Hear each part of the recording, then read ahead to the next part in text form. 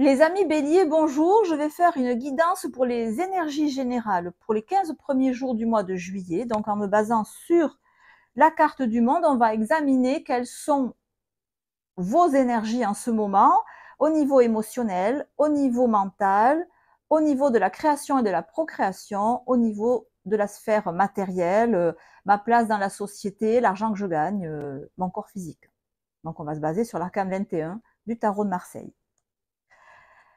Donc, pour les personnes qui sont influencées par le signe astrologique du bélier, que ce soit votre soleil qui soit en bélier, votre lune ou votre ascendant, ou bien éventuellement votre Vénus, si vous êtes concerné uniquement par des questions sentimentales ou relationnelles,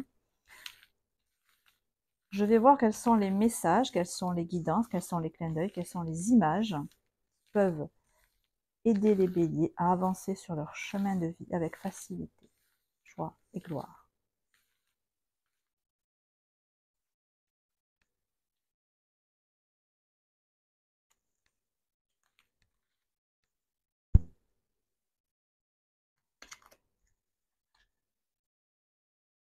Alors, les amis béliers,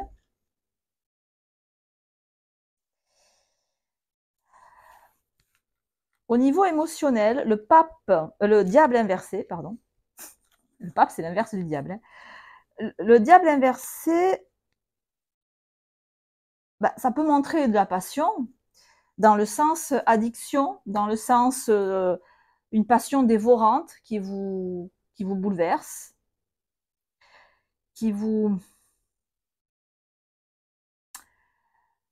ça peut aussi indiquer un amour pour quelqu'un qui ne partage pas vos sentiments, puisqu'on a l'ermite inversé.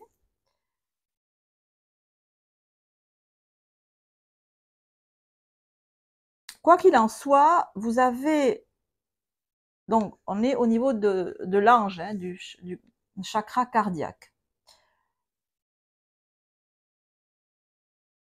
J'allais dire une épine dans le cœur, parce que le diable inversé, c'est une épine, ça pique. C'est pas agréable, mais c'est pas désagréable non plus. C'est qui me fait dire que ça peut être une passion. Alors, une passion pour quelqu'un, une passion pour quelque chose, une passion pour un métier, pour une activité, pour voilà, quelque chose qui vous fait vibrer, mais encore une fois, avec cette idée, ça me dérange, ça me met mal à l'aise. Roue de fortune inversée, je ne sais pas, ou je ne peux pas, comment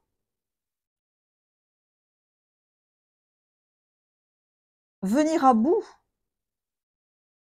de cette perturbation que j'ai, que je sens en moi. L'ermite inversé, dans la sphère des pulsions, de l'instinct,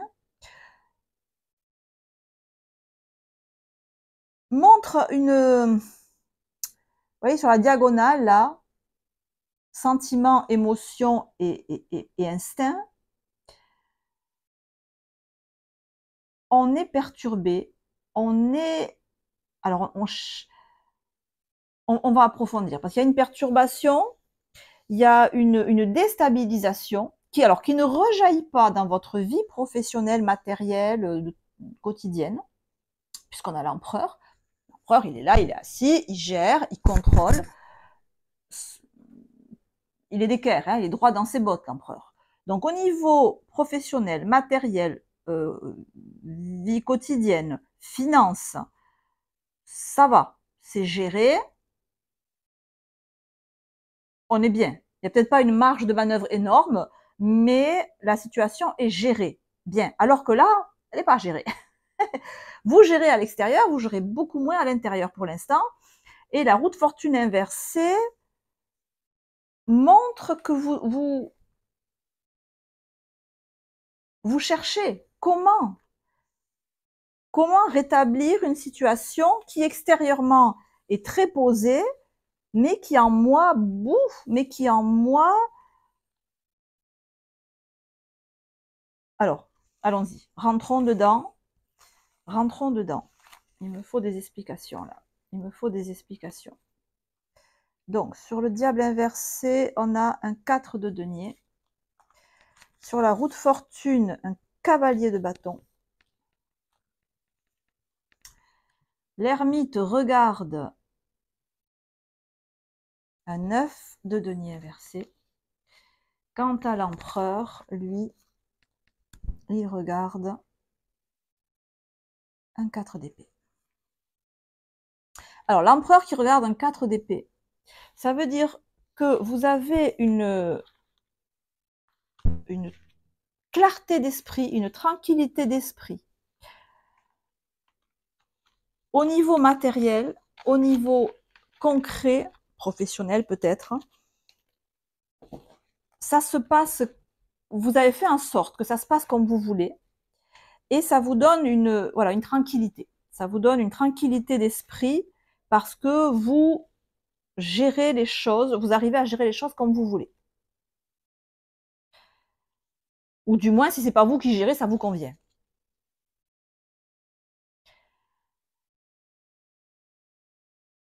Quatre de denier inversé dans la sphère émotionnelle, ça peut être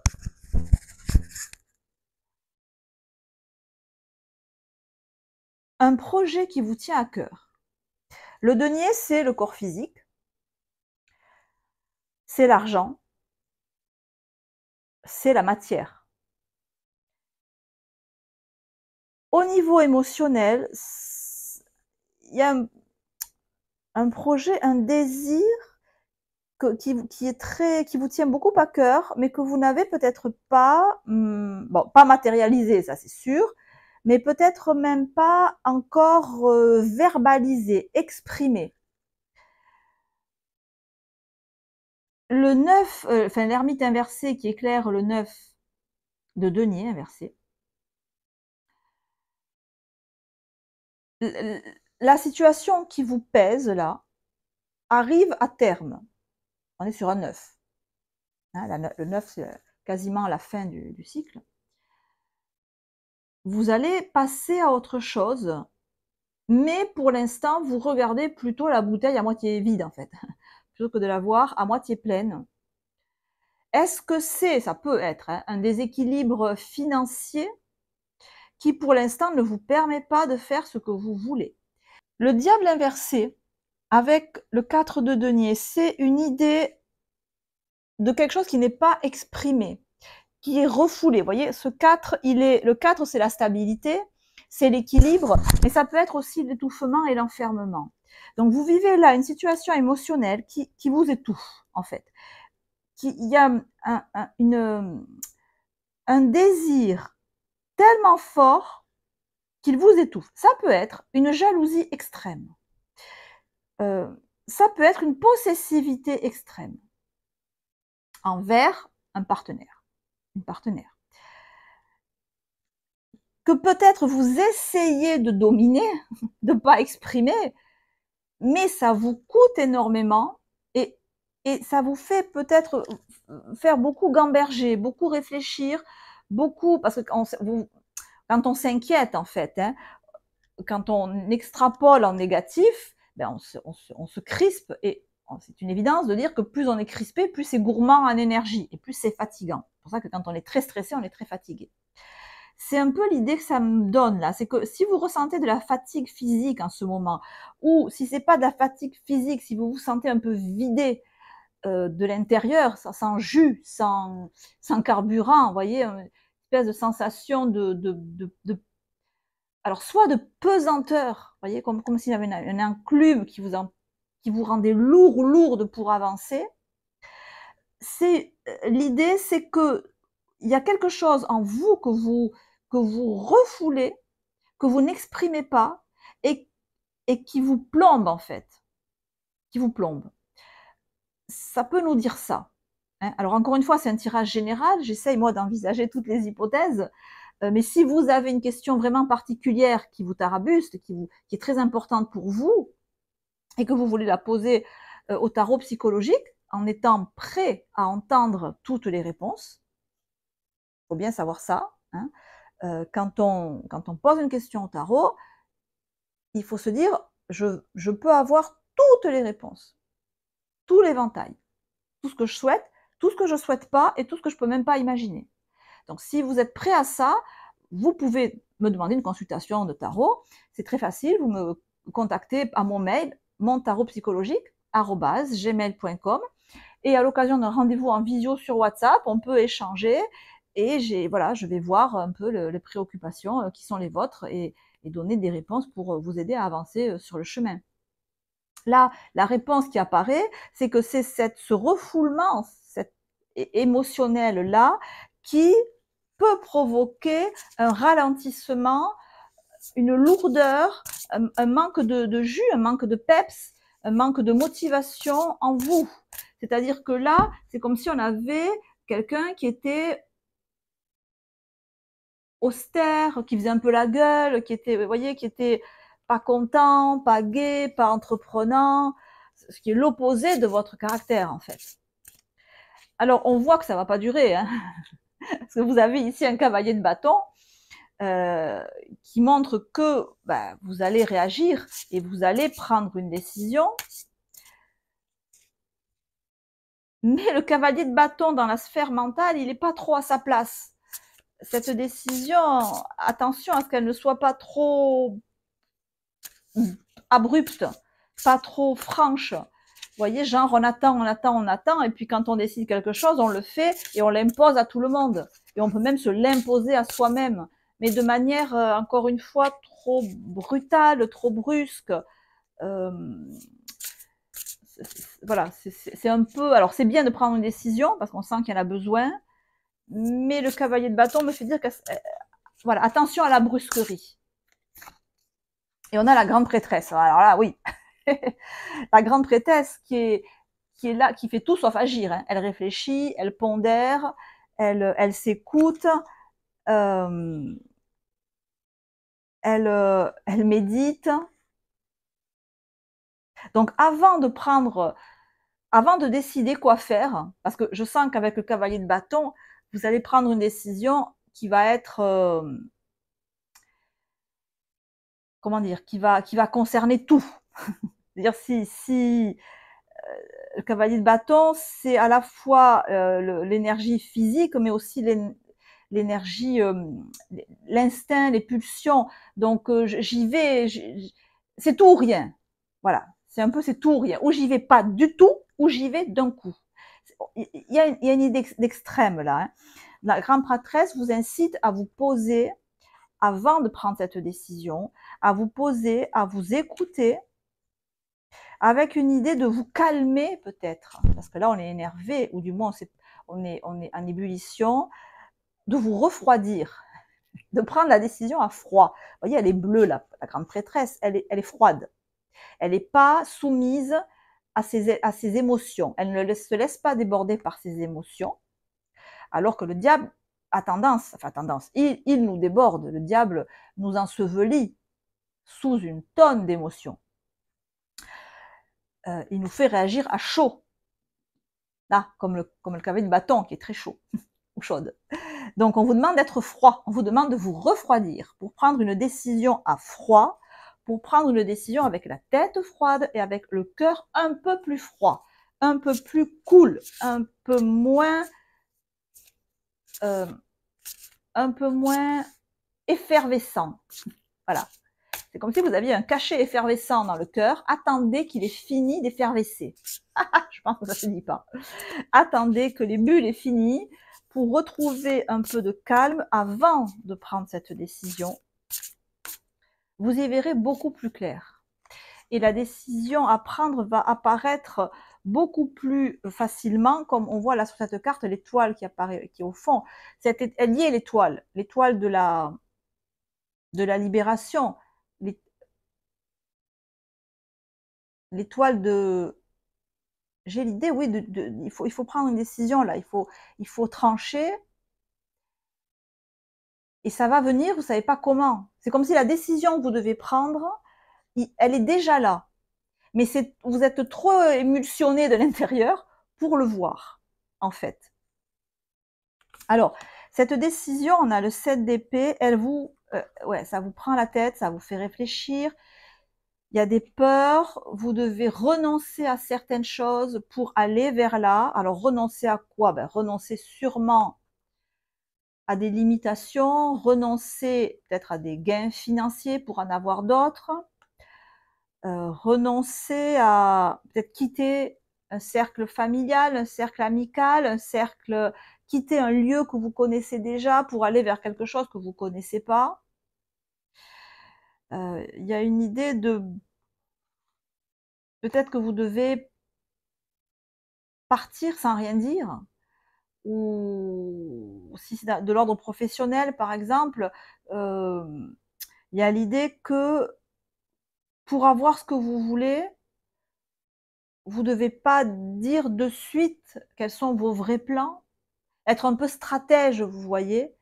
Avant de pouvoir faire ce que vous voulez, et être stratège, ça peut vous coûter parce que vous aimez agir spontanément, vous aimez agir franchement, de suite, et la stratégie, c'est peut-être pas votre fort, et ça peut beaucoup vous fatiguer, hein. Des luttes intestines, c'est pas votre truc, mais la papesse montre que la solution, elle est en vous. Bon, ça, c'est une évidence de dire ça, mais elle est en vous quand vous êtes au calme, quand vous êtes, alors pas apaisé, parce que là, on peut pas être apaisé, mais on n'est pas submergé. Bon, pas à chaud, voilà. En gros, ne prenez pas une décision à chaud. Ça veut dire ça, hein. Et le magicien. Oui, bon, ben, c'est ça. Dans ce jeu de tarot, le magicien, euh, il est très lumineux, et on dirait presque un prédicateur, avec le livre de la loi devant lui. Mais vous voyez, il y a les deux, ils se ressemblent en fait. Et puis ils se suivent surtout, hein, un et deux. C'est comme si pour avancer, vous devriez reculer. Pour pouvoir sortir d'une situation qui vous embête, pour pouvoir trouver la solution à un problème qui vous embête, vous devez reculer.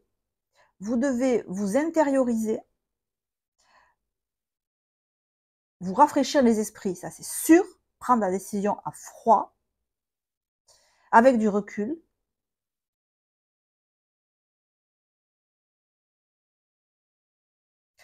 Alors les deux, ils ont un grimoire devant eux. Donc est-ce que, je ne sais pas, vous avez des livres auxquels vous vous référez? Est-ce que vous vous appuyez sur des livres, des manuscrits, de la connaissance en fait? Vous vous appuyez sur... Est-ce que vous devez vous retrancher, ou étudier, ou prendre conseil?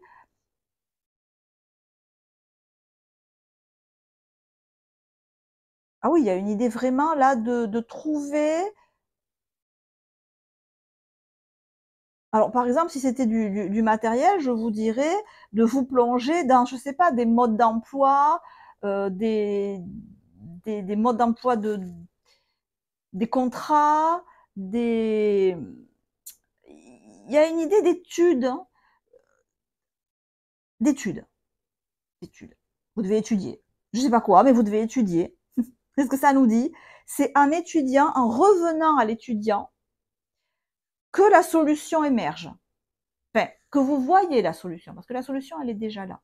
Donc, vous voyez, on passe du 2 au 1. Vous devez reculer pour avancer.